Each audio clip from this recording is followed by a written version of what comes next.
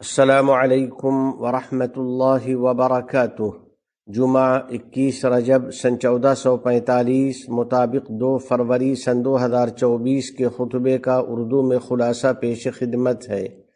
خطبے کا موضوع نبی کریم صلی اللہ علیہ وسلم کا سفر اسراء و معراج۔ الحمدللہ العلی الاعلی عرج بنبیہ الی السماوات العلی واشهد ان لا اله الا الله وحده لا شريك له جل في علاه واشهد ان سيدنا ونبينا محمدا عبد الله ورسوله الذي اصطفاه فاللهم صل وسلم وبارك عليه وعلى آله وصحبه ومن اهتدى بهداه اما بعد۔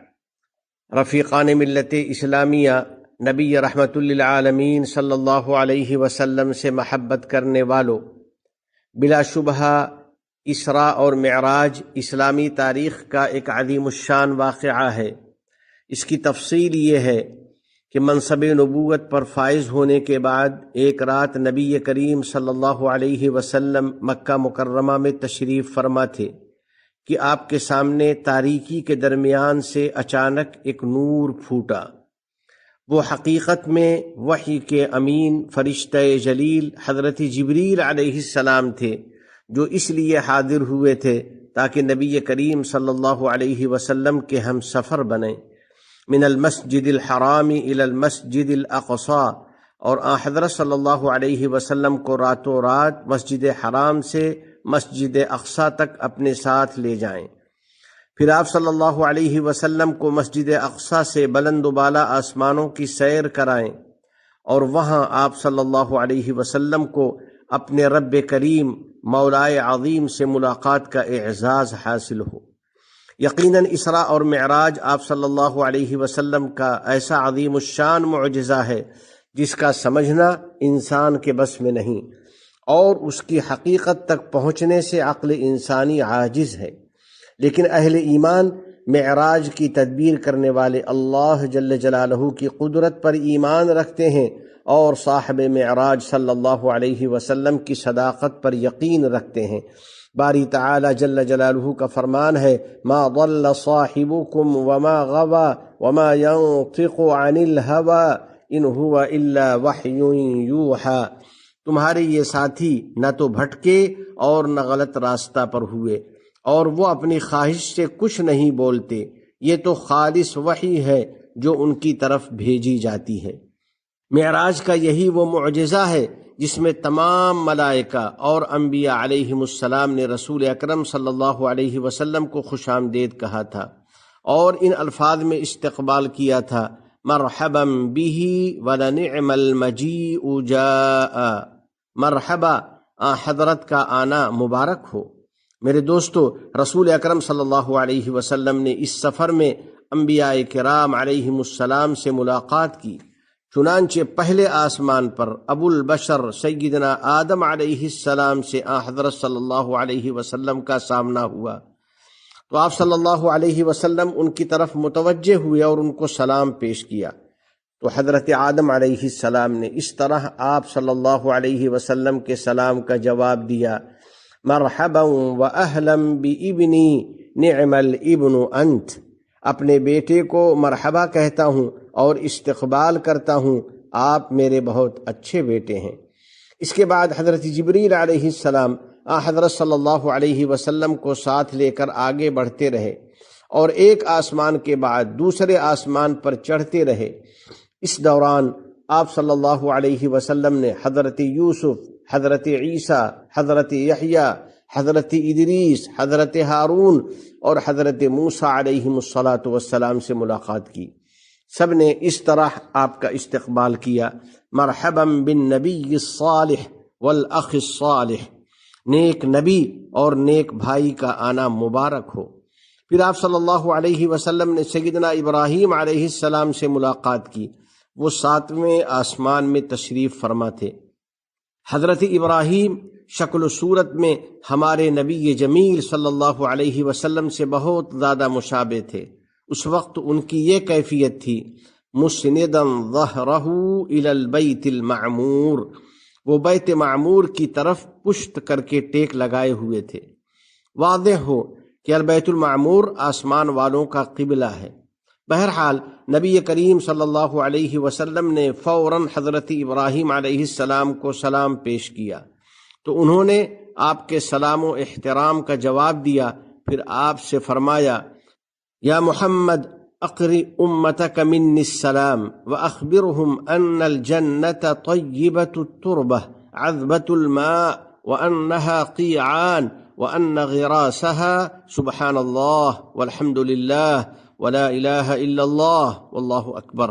اے محمد، میری طرف سے اپنی امت کو سلام کہیے گا اور ان کو بتائیے گا کہ جنت کی مٹی بہت ہی پاکیزہ اور زرخیز ہے، اس کا پانی بہت ہی میٹھا ہے، اور جنت کی زمین بالکل ہموار ہے، اور اس کے پودے یہ کلمات ہیں، سبحان اللہ والحمد للہ ولا الہ الا اللہ واللہ اکبر۔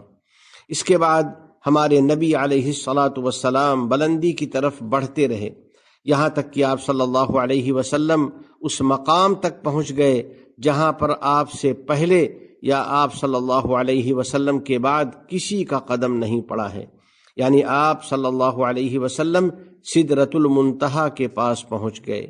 یہ ایک عظیم الشان درخت ہے، عندها جنت المأوى، اس کے قریب جنت المأوى ہے۔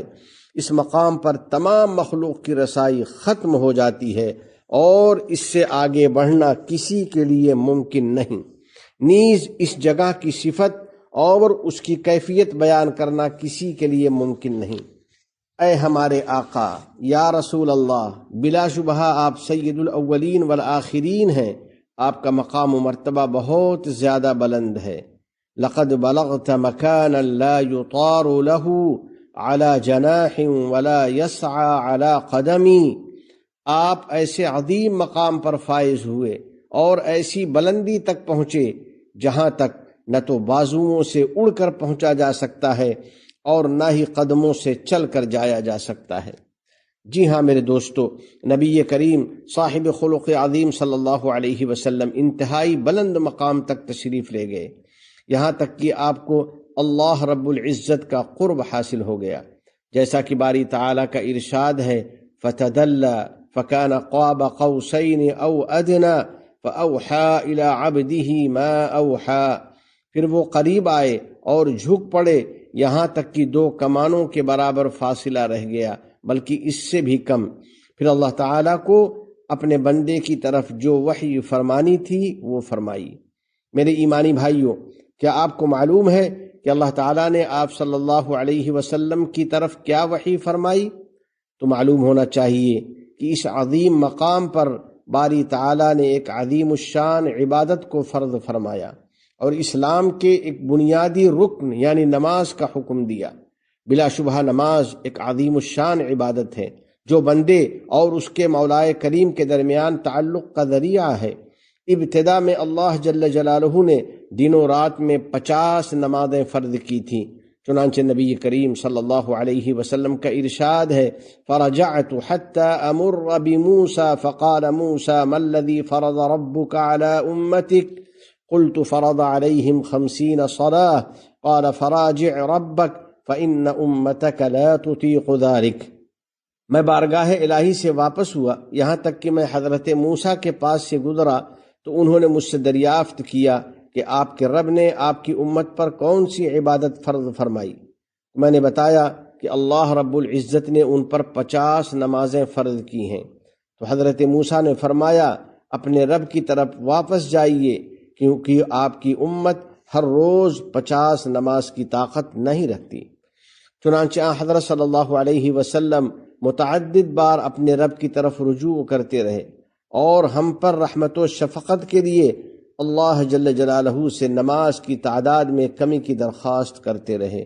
یا رب ان امتی ضعفاء اجسادهم وقلوبهم واسماعهم وابدانهم فخفف عنا، اے میرے رب میری امت کے جسم اور ان کے دل بہت کمزور ہیں، نیز ان کی سماعتیں اور ان کے بدن ضعیف ہیں، بس ہم پر آسانی فرما دیجئے۔ تو رب ذوالجلال والاکرام نے فرمایا، ہی 5 وہی 50 لا يبدل القول لدی، یہ ادائیگی میں 5 نمازیں ہیں جبکہ ثواب میں 50 ہیں، میرا فیصلہ تبدیل نہیں کیا جاتا۔ انی قد امضیت فریضتی وخففت عن عبادی واجزی الحسنۃ عشرا، در حقیقت میں نے اپنا فریضہ اور فیصلہ نافذ کر دیا ہے اور اپنے بندوں پر آسانی کر دی ہے، اور میں ایک نیکی کا ثواب 10 گنا دوں گا۔ تمام تعریفیں اس اللہ کے لیے ہیں جس نے 7 آسمانوں کے اوپر سے ہم پر نماز فرض فرمائی اور اسے ہمارے درجات کی بلندی کا زینہ بنایا، نماز کو ہمارے آنکھوں کی ٹھنڈک، ہمارے دلوں کی راحت اور ہمارے قلوب کی پاکیزگی کا ذریعہ بنایا، اور اللہ سبحانہ و تعالی نے اپنے احکام میں ہم پر آسانی فرمائی، چنانچہ ہمیں انہی احکام کا پابند کیا جن کی ہم طاقت رکھتے ہیں۔ اسراء اور معراج پر ایمان رکھنے والو، رسول اکرم صلی اللہ علیہ وسلم نے معراج کے سفر میں قدرت الہی کی عظیم الشان نشانیاں دیکھیں، جیسا کہ باری تعالیٰ کا ارشاد ہے، من آیات ربہ الکبریٰ، اپنے رب کی بڑی بڑی نشانیوں میں سے انہوں نے بہت کچھ دیکھا۔ چنانچہ حضرت صلی اللہ علیہ وسلم نے جنت اور اس کی نعمتوں کا مشاہدہ فرمایا۔ اس سلسلے میں آپ صلی اللہ علیہ وسلم کا ارشاد ہے، ادخلت الجنہ فإذا فيها حبائل اللؤلؤ وإذا ترابها المسک، میں جنت میں داخل ہوا تو وہاں لولو کے ہار تھے اور جنت کی مٹی خالص مشک تھی۔ پھر آپ صلی اللہ علیہ وسلم کا گزر ایک بہت ہی حسین نہر پر ہوا، جس کی خوبصورتی آپ صلی اللہ علیہ وسلم نے اس طرح بیان فرمائی ہے، حافتاہ قباب الدر المجوف علیہ قصر من لؤلؤ وزبرجد طینہ المسک، فقال ما هذا یا جبریل؟ قال هذا الکوثر الذي خبأ لك ربک۔ اس کے دونوں کناروں پر ہولدار موتیوں کے گنبد تھے، اس پر لولو اور زبرجد کا محل تھا، اس کی مٹی مشک تھی۔ آپ صلی اللہ علیہ وسلم نے دریافت فرمایا، اے جبریل یہ کیا ہے؟ تو انہوں نے بتایا کہ یہ کوثر ہے جو آپ کے رب نے آپ کو عطا فرمایا ہے۔ تو اللہ کے نیک بندو، جنت کے طلبگار بنو اور نیک اعمال کے ذریعے اسے حاصل کرنے کی کوشش کرو اور اللہ سے اس کے لیے دعا کرتے رہو۔ کسی نے کیا خوب کہا ہے، اعمل لدار غد رضوان خازنها والجار احمد والرحمن بانيها قصورها ذهب والمسك طينتها والزعفران نبات مزهر فيها۔ کل آئندہ کے گھر یعنی جنت کے لیے نیک اعمال کرو، رضوان جس کے محافظ ہیں اور احمد مصطفیٰ صلی اللہ علیہ وسلم اس میں جنتیوں کے پڑوسی ہوں گے۔ رب رحمان نے اس گھر کو بنایا ہے، اس کے محلات سونے کے ہیں اور اس کا گارا مشک کا ہے، اور اس میں زعفران کے پودے ہیں جو پھولوں سے لدے ہوئے ہیں۔ آپ صلی اللہ علیہ وسلم نے اس رات جہنم کا بھی مشاہدہ کیا اور اس میں کچھ ایسے ہولناک مناظر دیکھے جن کو سن کر لوگوں کے دل کانپ جاتے ہیں۔ چنانچہ آپ صلی اللہ علیہ وسلم نے جہنم میں کچھ لوگوں کو دیکھا جن کی یہ کیفیت تھی، یخمشون وجوہہم وصدورہم، وقال من هؤلاء یا جبریل؟ قال هؤلاء الذین یأکلون لحوم الناس ویقعون فی اعراضہم، وہ اپنے چہروں اور سینوں کو اپنے تانبے کے ناخون سے زخمی کر رہے تھے اور اسے نوچ رہے تھے۔ تو آپ صلی اللہ علیہ وسلم نے دریافت فرمایا، اے جبریل یہ کون لوگ ہیں؟ تو انہوں نے جواب دیا کہ یہ وہ لوگ ہیں جو لوگوں کا گوشت کھاتے تھے، یعنی ان کی غیبت کرتے تھے اور ان کی عزتوں کو پامال کیا کرتے تھے۔ تو میرے دوستو، سفر معراج میں غور و خوض کرو اور اس میں جو عظیم الشان عبرت اور نصیحت ہے اس کے بارے میں سوچو۔ بلا شبہ معراج کا سفر نبی رحمت صلی اللہ علیہ وسلم کے لیے بہت بڑا اعزاز ہے۔ اس سفر میں حضرت صلی اللہ علیہ وسلم کو 3 عظیم الشان نعمتیں عطا کی گئیں، الصلوات الخمس وخواتیم سورۃ البقرہ وغفر لمن لم یشرک باللہ من امتہ شیئا، 5 نمازیں اور سورہ بقرہ کی آخری 2 آیتیں عطا ہوئیں۔ اسی طرح آپ صلی اللہ علیہ وسلم کے ہر اس امتی کو مغفرت کی بشارت دے دی گئی جس نے اللہ کے ساتھ کچھ بھی شرک نہ کیا ہو۔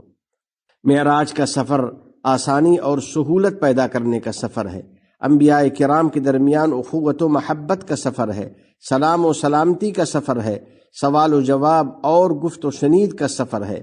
الغرض یہ سفر سراپا معجزہ ہے اور بے شمار عبرت و نصیحت پر مشتمل ہے۔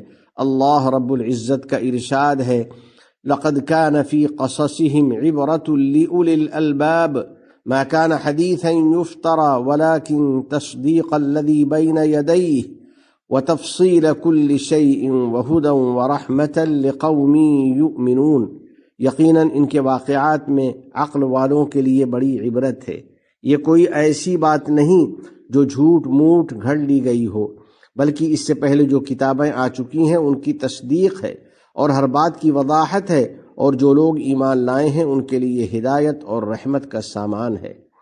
آخر میں بارگاہ رب العزت میں دعا ہے کہ الہ العالمین اپنے احکام اور نبی کریم صلی اللہ علیہ وسلم کی سنتوں سے سچی محبت نصیب فرما اور ان پر عمل آسان فرما۔ ہمیں اور ہماری اولاد کو علم نافع اور عمل صالح کی توفیق عطا فرما۔ تمام گناہوں اور ہر قسم کی خرافات سے ہم کو بچا لے۔